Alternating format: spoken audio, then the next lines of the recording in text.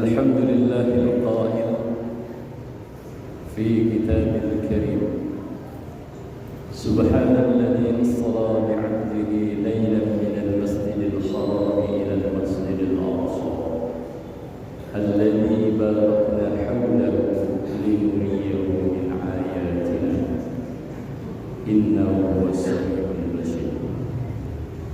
أشهد أن لا إله إلا الله وحده لا شريك له وأشهد أن محمدا عبده ورسوله لا نبي بعده. اللهم صل على سيدنا محمد الفاتح لما أغلق والخاتم لما سبق ناصر الحق بالحق والهدي إلى صراطك المستقيم وعلى آله حق قدره ومقداره العظيم. قالوا سبحانك لا علم لنا إلا ما علمتنا إنك أنت العليم الحكيم. حسبنا الله ونعم الوكيل نعم المولى ونعم النصير. لا حول ولا قوة إلا بالله العلي العظيم. أما بعد. عباد الله أوصيكم ونفسي بتقوى الله فقد فاز المتقون. وقال الله تعالى يا أيها الذين آمنوا اتقوا الله حق تقاته ولا تموتن إلا وأنتم مسلمون. الآية. معاشر المسلمين جماعة صلاة Jumat yang dirahmati Allah. Alhamdulillah, puji dan syukur kita panjatkan kehadirat Allah Subhanahu wa taala atas segala nikmat dan karunia yang Allah anugerahkan kepada kita. Baik itu nikmat sehat, kesempatan panjang umur, dan juga yang utama adalah nikmat iman dan Islam yang sampai saat ini Allah masih tanamkan dalam hati kita masing-masing. Dan kebahagiaan kita orang-orang yang beriman selalu mendapatkan hidayah dari Allah Subhanahu wa taala, di mana tidak sedikit orang-orang yang tergelincir dari hidayah Allah.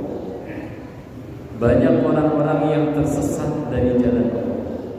Maka syukur alhamdulillah sampai saat ini Allah masih membimbing kita dalam jalannya, dalam hidayah Allah Subhanahu wa taala. Dan mudah-mudahan rasa syukur kita Allah tambahkan nikmat-nikmat yang telah Allah berikan kepada kita. Amin ya rabbal alamin.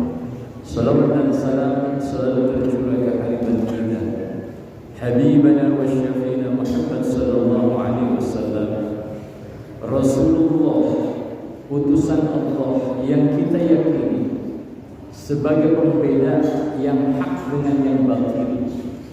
Beliau yang memancarkan cahaya syariat agama Allah, yang dulu kita tidak mengenal mana yang hak dan yang batil, maka diutusnya Rasulullah sallallahu alaihi wasallam untuk menampakkan ajaran Allah kepada kita semua. Alhamdulillah, ini adalah anugerah dari Allah Subhanahu wa taala. Kita dipilih sebagai umatnya, umat akhir zaman, yang kita semua berharap kita yang akan diakui sebagai umatnya di akhirat nanti. Tentunya kita harus berpegang teguh, istiqamah dengan apa yang telah diajarkan Rasul kepada kita. Man ahya sunnati faqad ahabbani wa man ahabbani kana ma'i fil jannah. Ini janji Allah dan Rasul. Orang yang mencintai Rasulullah dan membuktikan cinta kepada Rasul dengan menghidupkan ajaran-ajaran Rasulullah sallallahu alaihi wasallam, maka jaminan di akhirat kana ma'i fil jannah, kita semua akan bersama Rasul di surga nanti. Tidak ada yang kita harapkan dari perjalanan hidup kita di dunia kecuali mendapatkan ridha Allah dan surganya Allah. Tidak ada yang berharga di luar itu, hadirin jemaah. Tidak ada yang sangat berharga di akhirat nanti ketika kita diberikan, diizinkan oleh Allah bisa bertemu dengan Allah Subhanahu wa taala. Yaumul la yanfa'u malun wala banun. Hari di mana tidak ada manfaat harta yang kita kumpulkan di dunia ini. Hari di mana tidak ada manfaat jabatan yang kita punya di dunia ini. Tidak dilihat latar belakang kita. Tapi apa kata Allah? Yaumul la yanfa'u malun wala banun illa man atallaha biqalbin salim. Orang yang akan bisa berjumpa Allah di akhirat nanti, yang akan mendapatkan kenikmatan surga di akhirat nanti, mereka yang tulus hatinya, ikhlas menjalankan hidup sesuai dengan syariat agama Allah, dengan sunnah-sunnah Rasulullah sallallahu alaihi wasallam. Ma'asyiral muslimin, jamaah salat Jumat yang dirahmati Allah Subhanahu wa taala. Beberapa waktu yang lalu kita mengenang tentang perjalanan satu mukjizat yang diberikan Allah hanya kepada Nabi kita Muhammad sallallahu alaihi wasallam. Tepatnya malam 27 Rajab. Kita harus mengenang, kita harus mengisahkan tentang kisah ini, hadirin jemaah. Ini peristiwa yang luar biasa istimewa, yang tidak semua nabi mendapatkan kemuliaan ini. Tidak semua rasul mendapatkan kemuliaan seperti yang didapatkan Nabi kita Muhammad sallallahu alaihi wasallam, yaitu peristiwa Isra wal Mi'raj Nabi kita Muhammad sallallahu alaihi wasallam. Maka peristiwa ini kalau bukan karena keimanan, tidak mungkin orang bisa percaya. Karena menurut logika, ini di luar logika manusia. Sepertiga malam bagaimana seorang manusia bisa berjalan dari kota Mekah ke Palestina, dari Masjidil Haram ke Masjidil Aqsa.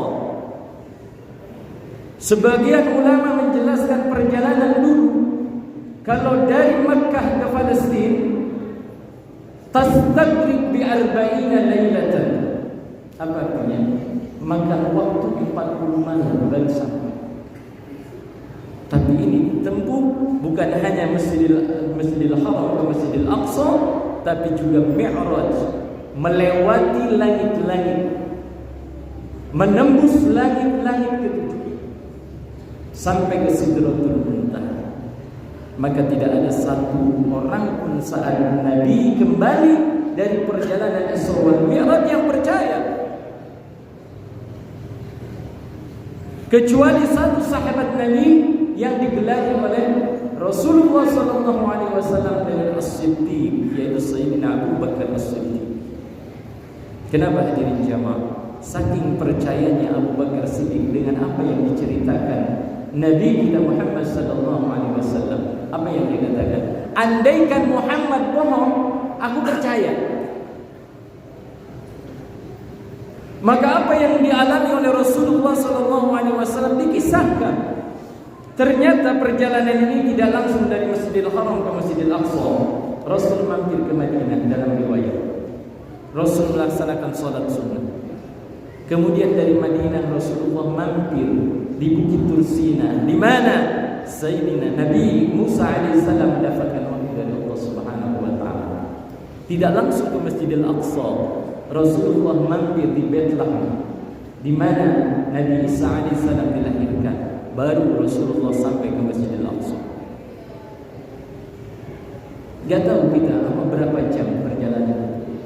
Tapi yang panjang bukan dari Masjidil Aqsa, dari Masjidil Haram ke Masjidil Aqsa. Ini masih jarak dunia hadirin jamaah. Tapi yang luar biasa adalah Mi'raj Rasulullah SAW dari Masjidil Aqsa ke Sidratul Muntaha, menembus langit ke-1, ke-2, ke-3, ke-4, ke-5, ke-6, ke-7 sampai Sidratul Muntaha. Dan dalam riwayat Sidratul Muntaha ini satu tempat yang tidak bisa ditembus oleh para makhluk-makhluk yang lain, termasuk malaikat. Malaikat Jibril, malaikat termulia di antara kalangan para malaikat, itu tidak bisa menembus ke Sidratul Muntaha. Tapi inilah keistimewaan Rasulullah SAW. Jumhurul ulama mengatakan bahwa Isra wal Mi'raj Nabi bukan hanya ruh saja, tapi ruhan wa jasadan, fisiknya juga. Untuk apa hadirin jamaah perjalanan ini? Allah mengawali dengan subhanalladzi asra bi 'abdihi. Allah menunjukkan kesucian. Perjalanan yang suci. Panjang kalau kita bicara, tapi Allah hendak yang pertama adalah Allah membuktikan menyayangi kepada Rasulullah SAW. Ini dibalik hikmah dari perjalanan Isra wal Mi'raj. Kenapa? Karena pada tahun itu Rasulullah SAW mendapatkan beberapa ujian. Orang yang dicintainya, istri tercintanya, Khadijatul Kubra, meninggal. Pamannya yang mengawal dan menjaga beliau, Sayyidina Abu Thalib, meninggal. Dan yang lebih parah ketika Rasulullah SAW mendakwahkan syariat ini ke negeri Taif, mendapatkan perlakuan yang luar biasa kecil, dilempari, dihina. Apa yang dikatakan oleh Rasulullah SAW kepada Allah? Bukan yang aku sedihkan penghinaan mereka kepada Allah, bukan penderitaan yang mereka berikan, tapi semua ditelan oleh Rasulullah SAW yang kita kenal dengan Amul Huzn, tahun kesedihan. Maka inilah bentuk Isra wal Mi'raj. Allah Subhanahu wa taala betapa sayangnya kepada Nabi kita Muhammad sallallahu alaihi wasallam.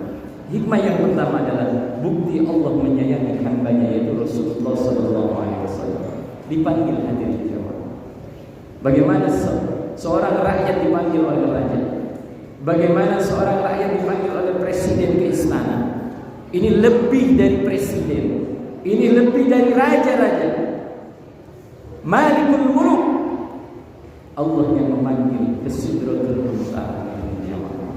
Kita tidak bisa membayangkan bagaimana indahnya pesona di Sidratul Muntaha ketika Rasulullah SAW berdialog dengan Allah yang kita abadikan, yang diabadikan dalam syariat Islam ketika kita membaca tahiyatul awal atau tahiyatul sani. Ketika di Sidratul Muntaha apa yang terjadi? Rasulullah SAW memberikan penghormatan kepada Allah Subhanahu wa taala. At-tahiyatul mubarakatus shalawatut thayyibatun lillah. Itu ucapan Nabi yang diabadikan dalam bacaan salat-salat kita. Apa jawaban Allah dalam dialog ini? Allah Subhanahu wa taala ketika Rasulullah sallallahu alaihi wasallam bertahiyat sebagai bentuk penghormatan, at-tahiyatul mubarakatus shalawatut thayyibatun lillah. Apa? Assalamu alayka ayyuhan nabiy wa rahmatullah. Assalamu alayna wa ala ibadis salihin. Jawaban Allah, kesejahteraan, doa Allah, kemuliaan yang Allah berikan kepada Nabi kita Muhammad sallallahu alaihi wasallam itu di Sidratul Muntaha, tempat yang tidak tersentuh oleh makhluk yang lain. Dan ketika Allah menjawab bahwa Rasulullah sallallahu alaihi wasallam mendapatkan anugerah kehormatan, maka Rasulullah meminta, kalau aku mendapatkan kemuliaan dari Allah, penghormatan dari Allah, apa kata Rasulullah sallallahu alaihi wasallam? Wa ala ibadis salihin. Wa ala ibadis salihin, dan termasuk orang-orang yang saleh di antara umat kita Rasul juga yang mendapatkan kemuliaan dan kehormatan dari Allah.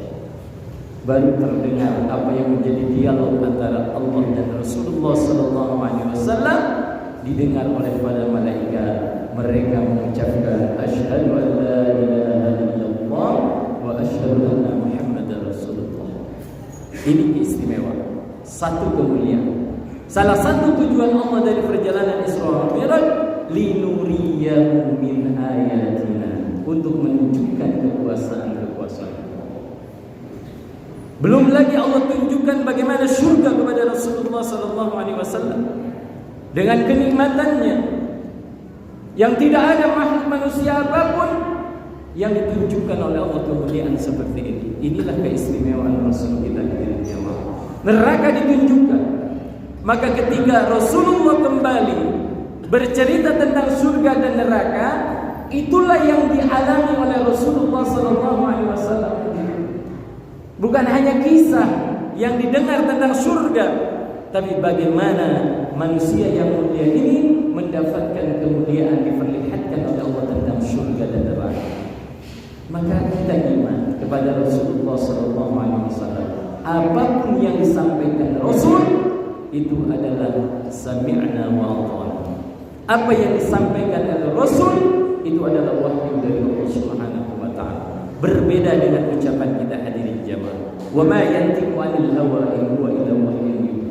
Apa yang terucap dari lisan Nabi kita itu adalah wahyu dari Allah Subhanahu wa taala. Tidak ada unsur nafsu seperti kita. Inilah keistimewaan Rasulullah sallallahu alaihi wasallam. Ini hikmah salah satunya. Maka kemudian apa? Keimanan meningkat setelah cobaan. Maka keimanan Rasulullah ini patut kita contoh. Kalau kita diuji dengan penyakit, kalau kita diuji dengan musibah, kalau kita diuji dengan penderitaan apapun, fitnah atau apa yang lain, bagaimana iman kita bertambah seperti bertambahnya iman Rasulullah SAW ketika mendapatkan cobaan-cobaan dari Allah Subhanahu wa taala. Itu tanda orang yang beriman seperti Rasulullah. Kemudian yang utama adalah memperbaiki kualitas salat kita dari jamaah. Ini di antara hikmah. Kenapa? Tidak ada perintah, tidak ada syariat seistimewa syariat yang diterima oleh Rasulullah selain salat. Perintah zakat diwahyukan melalui malaikat Jibril. Perintah infak sedekah diwahyukan melalui malaikat Jibril. Tapi salat langsung Allah yang memerintahkan kepada Nabi kita Muhammad sallallahu alaihi wasallam. Maka salat ini menjadi tolak ukur hadirin jamaah dari amal kebaikan kita. Dan salat adalah pembeda antara kita sebagai mukmin dengan orang-orang kafir. Nah, perbedaan orang iman atau orang kafir tarikus salat. Kalau orang sudah berani meninggalkan salat, maka klaim syariat adalah dia kafir. Dia sudah meninggalkan syariat agama Allah. Maka inilah salat dijadikan sebagai media. Allah katakan wasta'inu bis-sabri was-salat. Mohon kepada Allah pertolongan apapun melalui sabar dan salat. Kenapa? Wa innaha lakabiratun illa 'alal khashiin. Karena hadirin jamaah, faktanya benar bahwa solat itu berat kecuali untuk orang-orang yang takut kepada Allah Subhanahu wa taala. Dan Allah perintahkan solat dengan berbagai macam ayat. Di antara wa'mur ahlaka bis-shalah wastabir 'alaiha. Perintahkan keluargamu untuk melaksanakan salat dan bersabarlah atas itu semua. Ini makna dari hakikat dari salah satu di antara hikmah perjalanan Isra wal Mi'raj Rasulullah sallallahu alaihi wasallam. Lebih kuat lagi hadirin jamaah, apa yang disabdakan Nabi kita Muhammad sallallahu alaihi wasallam, awwalu ma yuhasabu bihil 'abdu yawmal qiyamah as-shalah. Amal yang pertama kali yang akan dihisab oleh Allah sebelum amal-amal yang lain adalah salat kita. Fa in salahat salaha lahu sa'iruhu. Kalau salatnya benar, maka benar semua amal perbuatannya. Fa in salahat salaha lahu sa'iru amalihi. Kalau salatnya benar, maka benar semua amalnya. Wa in fasadat fasada sa'iru amalihi. Tapi sebaliknya, kalau salatnya tidak benar, amal yang lain pun sama, tidak akan benar. Ini yang disabdakan Nabi kita Muhammad sallallahu alaihi wasallam. Kemudian apa lagi hadirin jamaah? Mempercayai kekuasaan Allah inilah dari peristiwa Isra wal Mi'raj kita. Maka semua amal ibadah apapun, kita selalu tujuannya adalah bagaimana kita membesarkan Allah. Salat kita mulai dengan takbiratul ihram. Apa yang kita ucapkan Allahu Akbar, pengakuan kita bahwa Allah yang Maha Besar.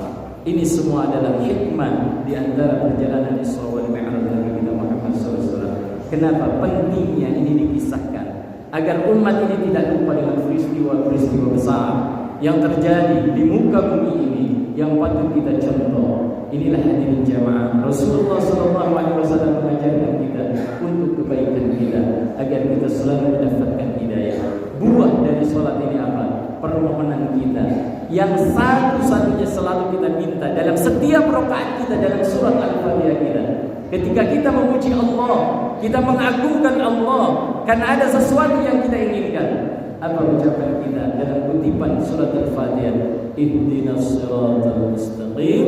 Kita mohon hidayah untuk kita, keluarga kita, sanak saudara kita, hidayah dari Allah Subhanahu wa taala. Sehebat apapun amal ibadah seseorang, sehebat apapun orang itu dalam ibadah, ketika dia sombong, dia tidak meminta hidayah kepada Allah, akhirnya dia akan tergelincir. Na'udzubillahi summa na'udzubillahi min dzalik. Mudah-mudahan ini menjadi peringatan untuk kita untuk meningkatkan keyakinan kita, keimanan kita kepada Allah Subhanahu wa taala, dan untuk selalu memperbaiki salat-salat kita. Amalkan salat secara syariat. Bagaimana salat secara spiritual? Inilah bangunan salat yang benar, membangun hubungan baik kita dengan Allah, membangun hubungan baik kita dengan sesama kita. Barakallahu li wa lakum fil Qur'anil Karim wa nafa'ani wa iyyakum bima fihi minal ayati wa dzikril hakim. Wa taqabbalallahu minni wa minkum tilawatan innahu samiul 'alim. Wa qur rabbighfir warham wa anta khairul rahimin.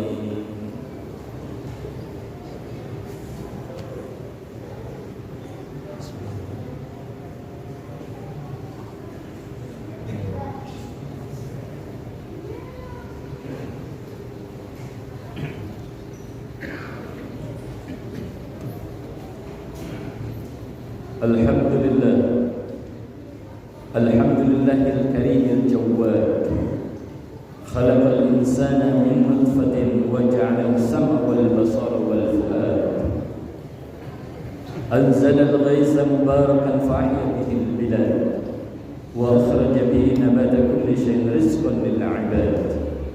Nahmaduhu tabaraka wa ta'ala hamdan ta'ina al-'ibad wa natawakkal 'alayhi tawakkul al-mukhbitin az-zuhad. أشهد أن لا إله إلا الله وحده لا شريك له وأشهد أن محمدا عبده ورسوله لا نبي بعده. اللهم صل وسلم وبارك على سيدنا محمد وعلى آله وصحبه أجمعين.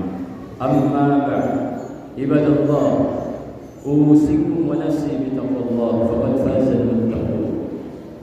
وقال الله تعالى: ومن يتق الله يجعل له مخرجا ويرزقه من حيث لا يحتسب.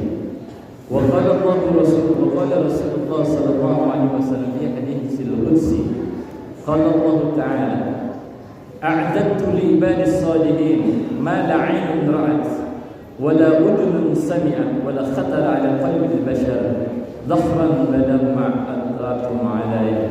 ثم قال: فلا تعلم نفس ما أخفي لكم من قرة أعين جزاء بما كانوا يعملون. إن الله وملائكته يصلون على النبي يا أيها الذين آمنوا صلوا عليه وسلموا تسليما.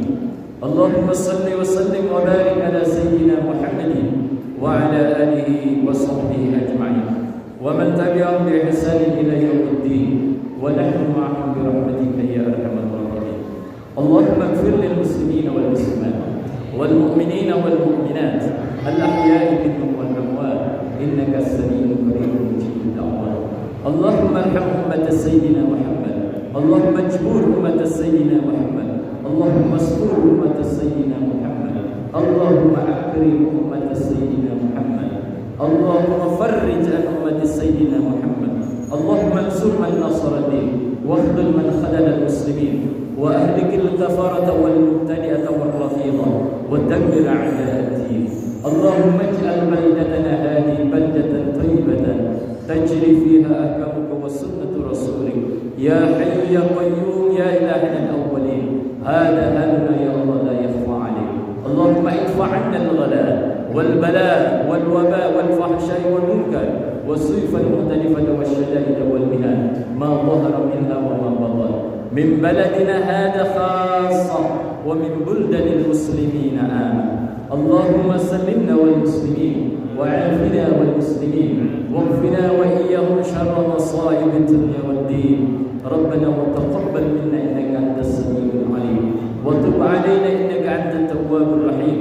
ربنا هب لنا من أزواجنا وذرياتنا قرة أعين واجعلنا للمتقين إماما. اللهم بارك لنا في أولادنا ووفقهم لطاعتك وارزقنا بالرحوم. اللهم إنا نسألك حبك وحب من يحبك والعمل الذي يبلغنا حبك. اللهم اجعل حبك أحب إلينا من أنفسنا وأهلنا ومن الماء البارد. اللهم إنا نسألك من خير ما سألك منه نبيك محمد صلى الله عليه وسلم ونعوذ بك من شر ما استعاذ منه نبيك محمد صلى الله عليه وسلم وأنت المستعان وعليك البلاغ. لا حول ولا قوة إلا بالله العلي العظيم. ربنا آتنا في الدنيا حسنة وفي الآخرة حسنة وقنا عذاب النار. عباد الله إن الله يأمركم بالعدل والإحسان وإيتاء ذي القربى وينهى عن الفحشاء والمنكر والبغي يعظكم لعلكم تذكرون. فاذكروا الله يذكركم واشكروه على نعمه يزدكم ولذكر الله أكبر. أقم الصلاة.